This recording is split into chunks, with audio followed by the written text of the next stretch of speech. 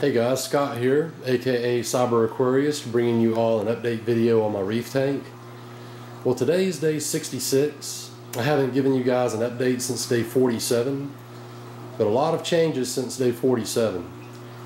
I'm going to run down through all the changes within the system now, show you guys all the new additions of corals, and then at the end I'm going to run through my filtration, just the overall setup. I've made a few tweaks. But since day 47, I can't even recall how many corals that I've added. But I'm going to go ahead and start on this left side here and go through everything. Right here, the first one I notice is my nuclear green zoanthids. I posted a picture on Instagram just the other day, and I think they're closed up right now because there's a bumblebee snail right there that had just crawled over them, and there's a bumblebee snail there at the bottom. But they're doing fantastic. I got another group of nuclear green zoanthids right here, as well as a large green polythoa, and there was a hermit crab. I saw him crawling over them a while ago, but they're doing great. Right here in the middle, this is my fungia, an orange plate coral. This has been in the system now for a couple weeks, doing great.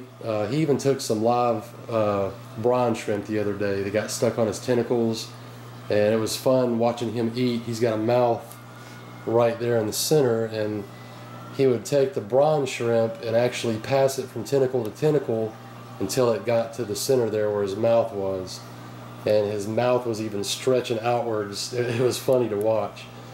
But I got some more zoanthids here in the back, and right here this is a Blastomussa roleti. This is a Superman Blastomussa. I picked this up yesterday. This is a 7-headed frag, and I'm looking for this to cover this entire area right here. Here's my Recordia that I've had in the system for a while now. Some more zoanthids, my mushrooms. I added this feather duster right here above my Alvipora. This has been in the system now for about 2 weeks.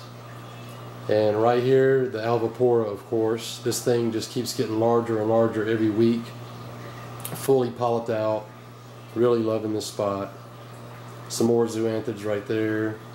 Right here I've got 2 more LPS. This here is a candy cane coral, 4-headed frag, and this one here is a trumpet coral, 3-headed frag. I added it last week.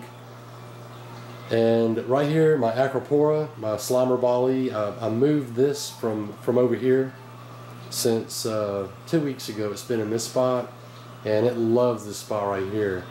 This thing is fully polyped out. Let's see if I can show you guys.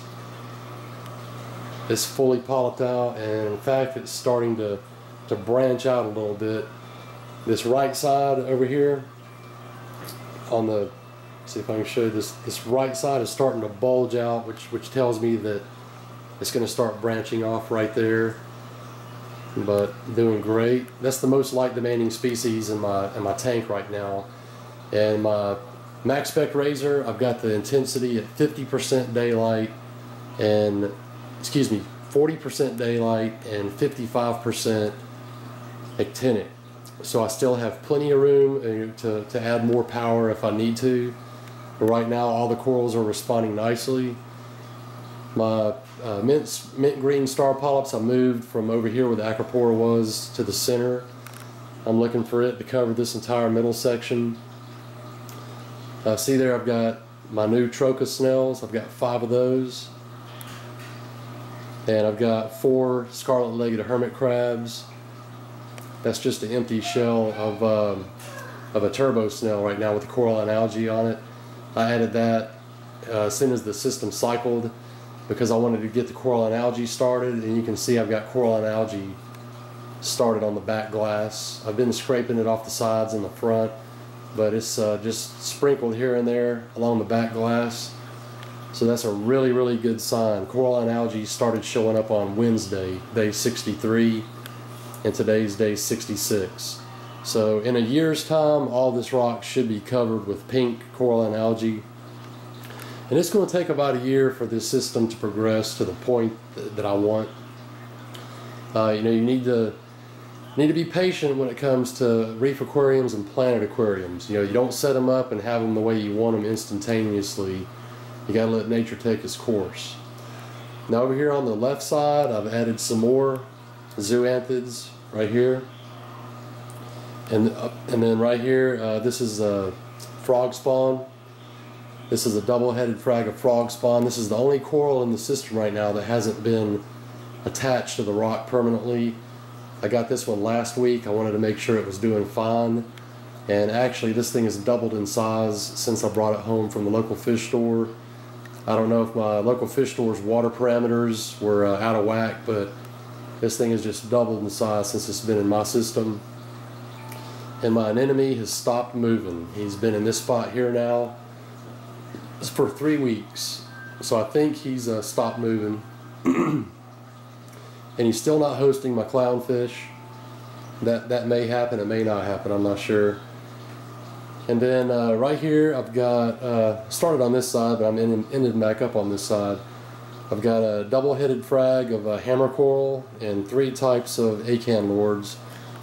The blue one on the bottom right was the first one I added to the system. I added this red and gold about 2 weeks ago, and then I added the purple and green last week. So you see the differences in size, you know, according to how long they've been in the system. The blue one's the largest, the red's the second largest, and then this one here, he's fully polyped out too. See his polyps there in the center. But he's responding nicely. But the overall system, guys, I couldn't be more pleased with the way things are going. I'm going to give you a rundown now on the complete setup. I've made a couple tweaks, but this is what I consider to be a mid-tech setup. Nothing fancy. It would actually be a low-tech setup if it weren't for the LEDs and the MP10 wave maker. I'm not using any type of aquarium controller. I don't need it because my lights are fully automated. They have their own built-in timer and you know, have a built-in program, as well as the MP10. You know, I can program that as well. And I'll start back here in the back with my filtration. This is my Innovative Marine mid-size skimmer, and this is not considered a high-tech piece of equipment because every successful reef aquarium should have a skimmer. So this isn't really high-tech. You see it's producing a good amount of skim mate. It's a dark brown tea color at the bottom. And then right next to it in the second chamber, I have the Innovative Marine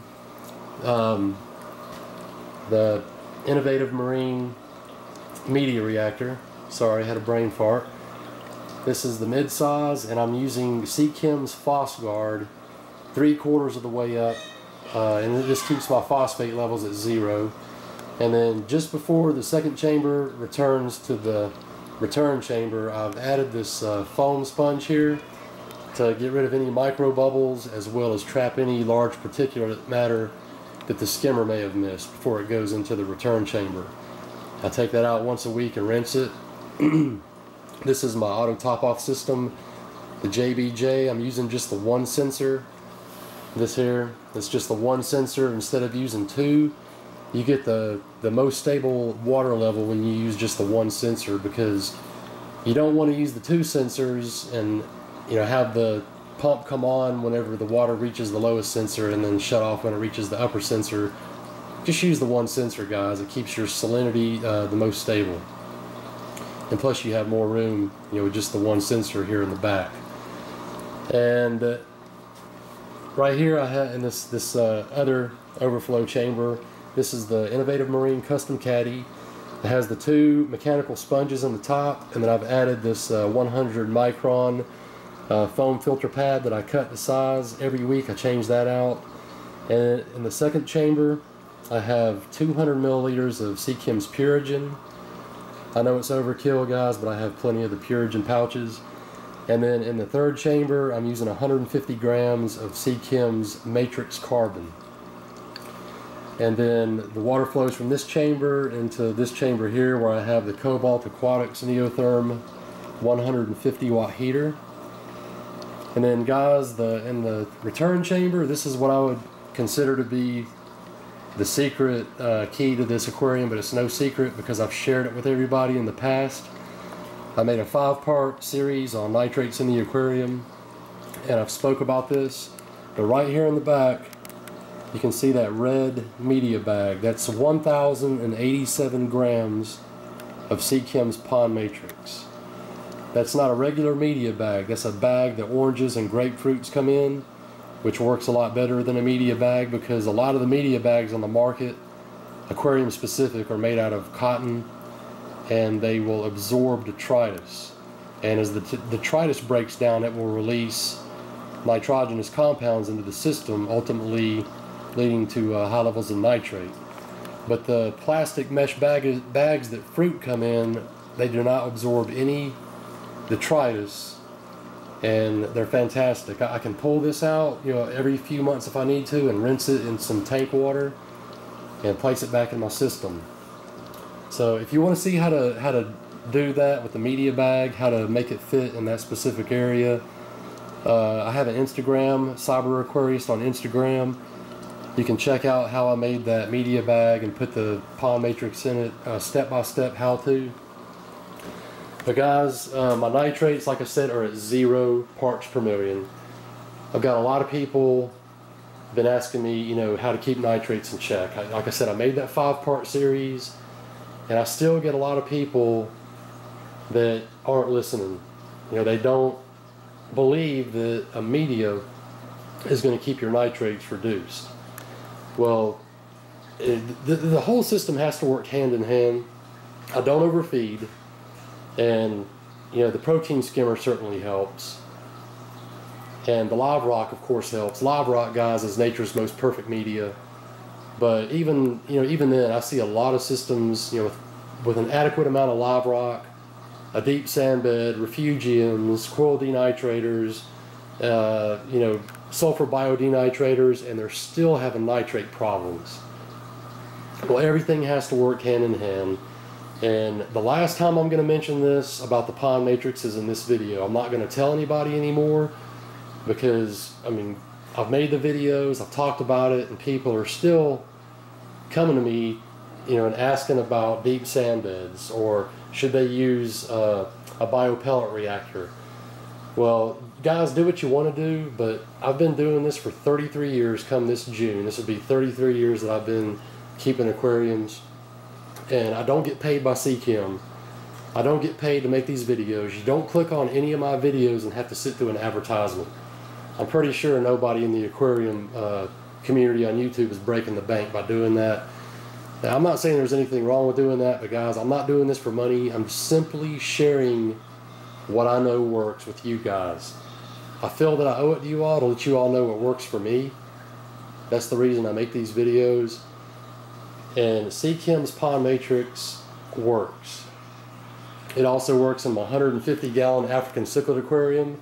And yes, guys, I'm still keeping Africans. Some of you have asked if I've gotten away from Africans. No, I have not. But I'm using Seachem's Pond Matrix on this system. My nitrates are near 0. They're not quite 0 with the Seachem nitrate test kit. But in my 38-gallon reef, my nitrates are 0. And anyway, guys, like I said, it works.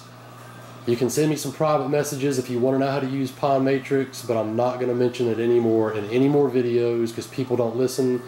A lot of people want to jump on the bandwagon with certain other YouTube channels who sell their own media and have something to gain by slamming Pond Matrix. Well, guys, it works. I mean, I've done nitrate tests. I did a nitrate test today. I posted that picture on Instagram. I'm not fudging the results. I have no reason to do that. Like I said, I'm just letting you guys know it works. Okay, guys, well, to recap, this is day 66. System's doing good. Look for the coralline algae to spread, you know, in the months and, you know, months to come. About a year later, this system's going to be about the way I want it. You know, and guys, underneath here, just want to show you, you know, here's my, those of you that haven't seen it, this is my power strip over here, my auto top off, my reservoir with my Tom's aqua lifter to, you know, put the water, transport the water up to the return. And then here is my power strip for my Max Spec razor There's the power supply for that. And some of the chemicals I'm using. I've shown you guys that stuff. But it's doing great. Perform a 14% weekly water change. That's all. And do the math. 14% weekly water change is not going to keep your nitrates at 0. Anything less than 50% on a water change is not going to reduce your nitrates below the weekly rate of production. I mean, guys, it's all in the husbandry and the live rock and the pond matrix. Alright guys, well, I appreciate you watching. Like I said, this is day 66. I'll bring you guys an update again as soon as I see any more progress. Thanks a lot.